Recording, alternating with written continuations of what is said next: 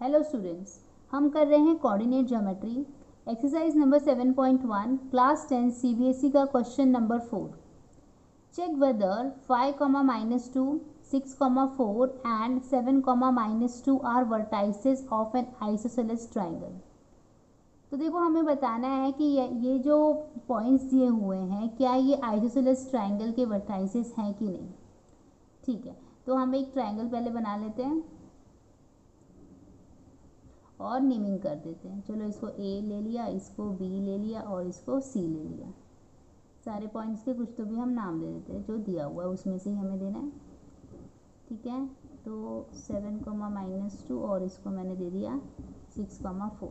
ठीक है, अब मैं क्या करूँगी, अगर देखो ये आइसोसेलेस ट्राइंगल होगा तो क्या होता है आइसोसेलेस ट्राइंगल की स्पेशलिटी कि उसके कोई भी दो साइड क्या होते हैं, इक्वल होते हैं, राइट। हम यहाँ पर तीनों साइड्स का लेंथ निकाल लेंगे और फिर हम चेक करेंगे कि क्या तीनों में से कोई भी दो साइड का लेंथ इक्वल है, और अगर इक्वल है तो ये आइसोसेलेस ट्राइंगल है, और अगर नहीं है तो ये आइसोसेलेस ट्राइंगल नहीं है। ओके, तो हम देखो हम इसको कैसे करेंगे। हम क्या करेंगे, तीनों साइड का लेंथ निकालेंगे। लेंथ ए बी निकालेंगे, लेंथ बी सी निकालेंगे, लेंथ ए सी निकालेंगे। अगर कोई भी साइड का, कोई भी दो साइड का लेंथ इक्वल आ गया ना, तो हम बोलेंगे yes it is isosceles triangle, और नहीं तो हम बोलेंगे no it is not a isosceles triangle. तो पहले हम लोग डिस्टेंस ए बी निकाल लेते हैं। डिस्टेंस ए बी, देखो डिस्टेंस फॉर्मूला हमें पता है, राइट। मैं यहाँ लिख देती हूँ डिस्टेंस फॉर्मूला क्या होता है, square root of x2 minus x1 square plus y2 minus y1 square, right.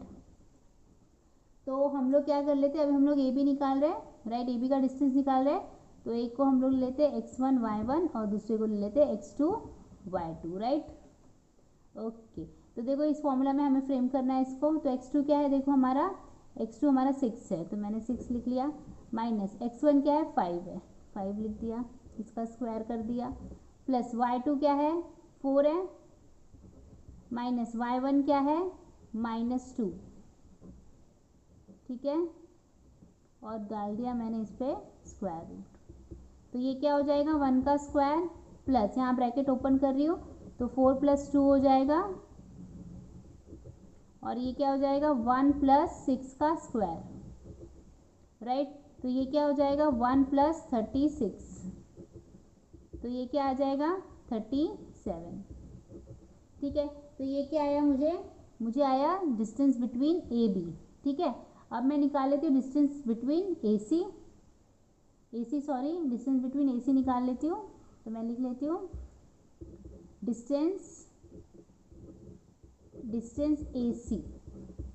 ठीक है, तो ये मैं रब कर देती हूँ ताकि कन्फ्यूजन ना हो, और मैं सी को और ए को नेमिंग कर देती हूँ। ठीक है, तो मैंने इसको x1 y1 रहने दिया और इसको मैंने x2 y2 ले लिया। ठीक है, तो फॉर्मूला तो भाई यही लगेगा, क्या है x2 हमारा यहाँ पर 7 है, तो 7 माइनस x1 मतलब 5 ले लो, स्क्वायर करो, प्लस y2 ले लो मतलब -2, माइनस y1 क्या है -2।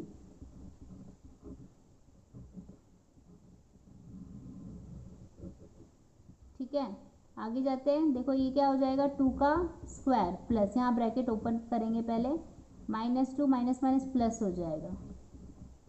ठीक है, तो ये क्या हो जाएगा 4 प्लस ये क्या हो जाएगा 0 का स्क्वायर। 0 का स्क्वायर मतलब क्या, कुछ नहीं होगा, तो मतलब यहाँ पे ये क्वांटिटी पूरी तरह से ख़त्म हो जाती है और हमें फिर सिर्फ मिलता है square root of 4। Square root of 4 क्या होता है 2 हो जाता है। ठीक है, ओके, तो एक डिस्टेंस ए सी भी निकल आया। अब हम लोग क्या निकालेंगे, डिस्टेंस बी सी, राइट। तो अब हम लोग बी को नेमिंग कर देते हैं। देखो x2 y2 इसको रहने देते हैं, इसको x1 y1 ले लेते हैं और इस पार्ट को मैं रब कर देती हूँ। ओके, तो हम निकालेंगे डिस्टेंस बी सी। तो मैं लिख देती हूँ डिस्टेंस बी सी क्या आएगा, x2 माइनस x1 मतलब 7 minus 6 the whole square, plus y2 minus y1 मतलब -2 माइनस 4 द होल स्क्वायर। ठीक है, तो ये क्या हो जाएगा 1 का स्क्वायर प्लस -6 का स्क्वायर, ये हो जाएगा 1 + 36, तो ये कितना आ जाएगा 37।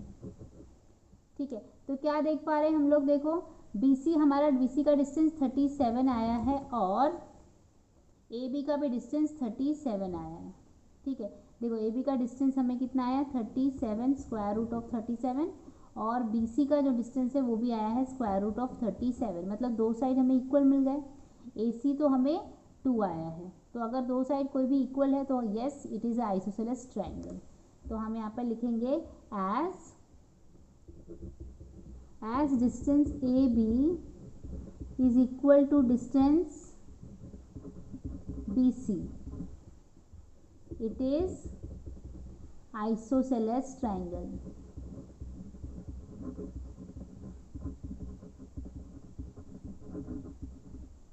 ठीक है, तो यहाँ पर ये क्वेश्चन खत्म हो जाता है। आई होप आपको समझ में आया है। Keep watching, keep learning. Thank you, bye bye.